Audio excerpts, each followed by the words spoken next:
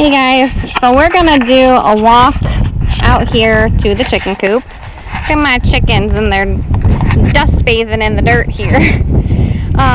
We just cleaned it out, so figured we'd do a little home tour for these guys. They're so funny. We reused a lot.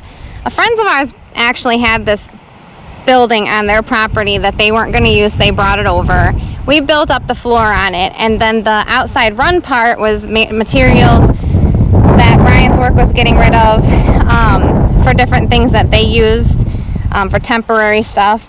So we thought this would be a perfect chicken coop, and we got some scrap, like metal on the bottom here, just from our friends that do roofs and stuff, and any leftover stuff that they didn't use. So we thought it'd be good if predators can't see them low, but it's all chicken wired too, but we still put that up. And then we got these plastic things because in the winter time, especially, well, it's very windy in South Dakota. It's a windy day today. It's a beautiful day, but it's windy. Also in the winter time, the snow would just fill up in there, and so these plastic sheets help control that a little bit. We're gonna get a few more to go up here. This coop we're actually hoping to rebuild this year. It's just seen its days. It's like we said, our friends brought it over. The wood's getting old. It's on just some old concrete that he had out here, but it helps stop anything. But the rats chewed a lot of holes in it when we had the rat problem a couple years ago. Last year. Well, summer or whatever, but they just tore apart the coop, and like I said, the wood's old anyway. So our goal is we're going to keep the run, and we'll detach it from this house, and then we were going to put up a new one and stuff. But for now, so this is the inside here of the run. There's a chicken. So I need to get this water out now that it's nice, because we have one of these waters that we have that will fill up inside. We have friends of ours gave us like a couple old dog houses. Well, I think we had some here too when we moved in. So we have one in here. What we do here is from here over is where we'll rope off for the chicks to come in.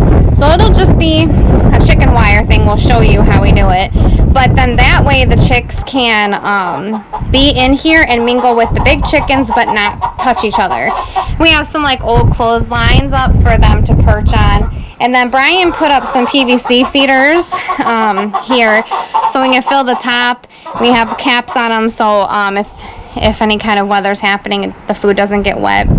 So we keep one all the way down here. When the chicks are in here, we fill them. These aren't filled today because we have the big feeders filled inside, and they don't, in the summer, they don't actually spend a lot of time in here.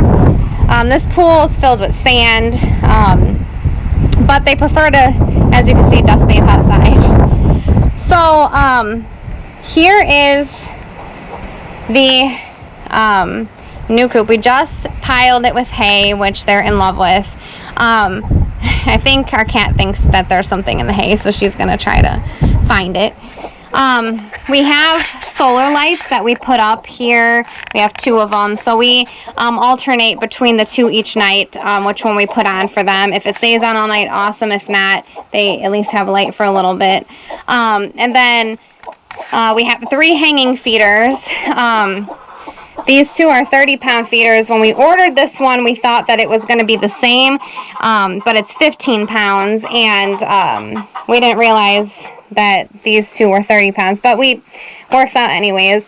And then he also has a pile of PVC feeders in here, which we filled some of them today. And then this last one here, I keep oyster shells in for them, just because if they have any issues with calcium. Usually they don't use very much of it, and it's more of a wintertime thing. So we have some 5-gallon buckets that we use as nesting boxes. These are like old planter boxes that were just kind of left on the property. This is actually, these red boxes here were actually part of like a Pizza Hut sign or something. And we're like, hey, look, if we lay them on their sides, they open up, and so they'll go in there. But they'll make nests, which they already did and laid an egg down there. And we literally just changed this out like 5 minutes ago. But if you look in there, There's an egg. She made a little nest. And then we have a bunch of little steel pots that we fill in and out with water. Like I said, we have the red one over there that you fill up and it just keeps refilling. We just don't use it in the winter time in case it freezes. And then if you look up here, we insulated sort of like most panels, if not every other. So it does, with the amount of chickens that we have and the fact that it's insulated, they actually do really well in the winter time, and it can get pretty cold. So the only other thing is that the door was already here when we put the material up from Brian's work. We'd like to have it on the other side because we'll get all the north weather and it'll block the door. Plus, it's, you know, if we put it on this side, we just walk right from the house over here. So, I think that is about it for what we do for the chickens. Underneath the floor of the run, which we're in the run right now, we do have chicken wire on the bottom of this, so if anything were to try to scratch under, they're not going to get in. And then like I said, we built this floor up, so the concrete is here, and then we built a layer up and have stuff in between there, so that bigger things can't get in. Doesn't say that they won't. We did have a mink about 3 years ago come in and actually had a small flock of birds at the time, so it's devastating anyways because they're taking your birds, but then when you're in the middle of winter and they help keep each other warm and you don't have a lot, it kind of really stinks. So luckily we were able to get that under control, but he was able to get like 3 of our birds before we were able to get him. So we blocked off where we found out that he came in. But the one thing about minks and weasels and stuff is that they will contort their body to fit in the tiniest of places. So that's kind of what happened. And then so yeah, here's just a cleanup pile. He had an old barn here or shop or something he burned up, so we tore up the concrete, so we'll clean this up for the birds. But I mean, they have a field day out here. As you can tell, there's a bunch here too. We keep buckets here, and Brian put up a little gutter so that we can catch rainwater. At some point we want to put up a system where it's like UV protected and stuff, so that no algae and things can grow in it, so we can reuse water out here, which would be really nice. The nice thing is we're really close to the house, so the hose is right here. It's not a big deal. This is our cat house. We moved the cats out here this year, so this was their first year out here, and they did really well. I was a little bit worried that they were going to keep running back, because if you look all the way across at that building, that yellowish building, that's our old garage, and that's where the cat house was. So they're used to coming out here, but that's where they're used to their stuff being. But everybody did really well with the move, and I think it's really helped. We've had mice in the coop here and there. They don't really do anything to the chickens, and they just eat their food, but we haven't had one thing in there, and I think it has to do with the cats. But the cat house is also going to get rebuilt this year. What we would like to ideally do is rebuild our chicken coop and then build off the side of it just a little area for the cats. They don't need a concrete pad, because if anything comes in there, they would be really stupid, because the cats are going to chomp them. So then they're all connected. You wouldn't be able to get from the cat house into the chickens. They wouldn't be together. It wouldn't matter. We have actually talked about housing them together because the cats are really, really, really good with the chickens, but the cats need to be able to get in and out, and the chickens, we don't want them to be able to get in and out unless we let them in and out. So it'll be a wall separated, but all one building. This is actually like one of those Amazon chicken coops you can buy like on Amazon. My friend got, because she had a couple of guineas, and then it didn't go well with the guineas, so she was like, I don't need it if you want to take it. And Brian we insulated it and insulated we built a box around it, insulated in there around the other one. So that's kind of what they have going on in there, but it's small. We can't get into the back area.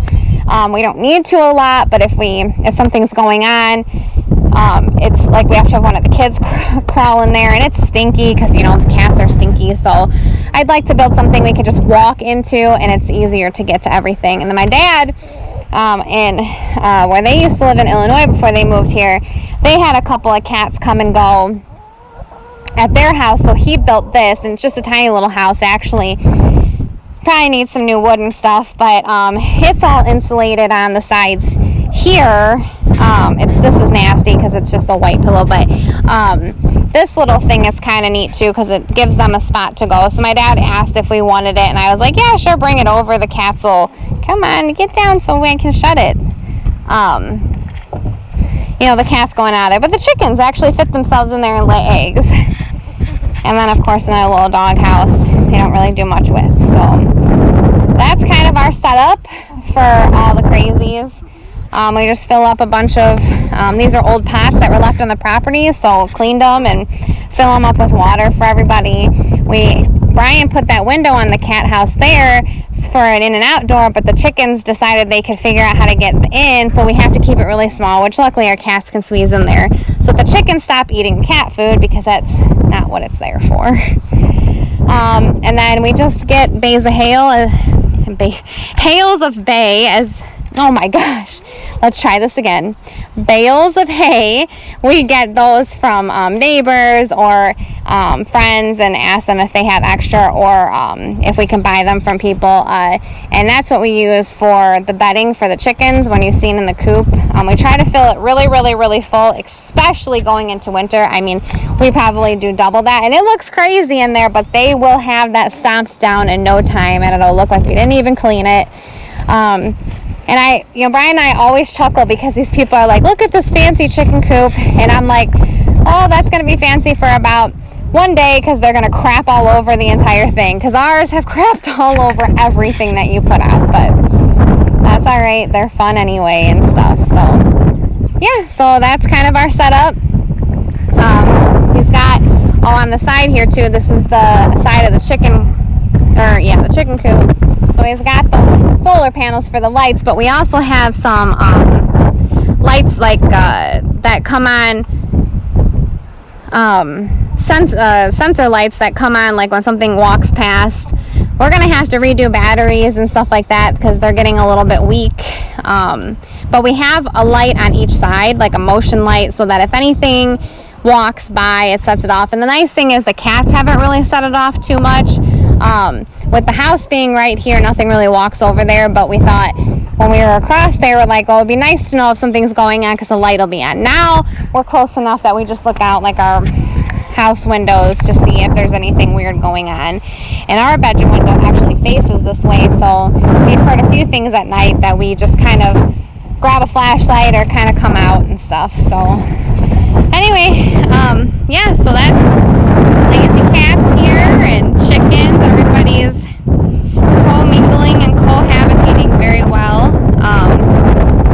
I've said it before, we haven't had any issues, and we've been really grateful with how the cats and chickens do together, and we love it. So yeah, so thanks guys for watching, and hope it's as beautiful of a day by you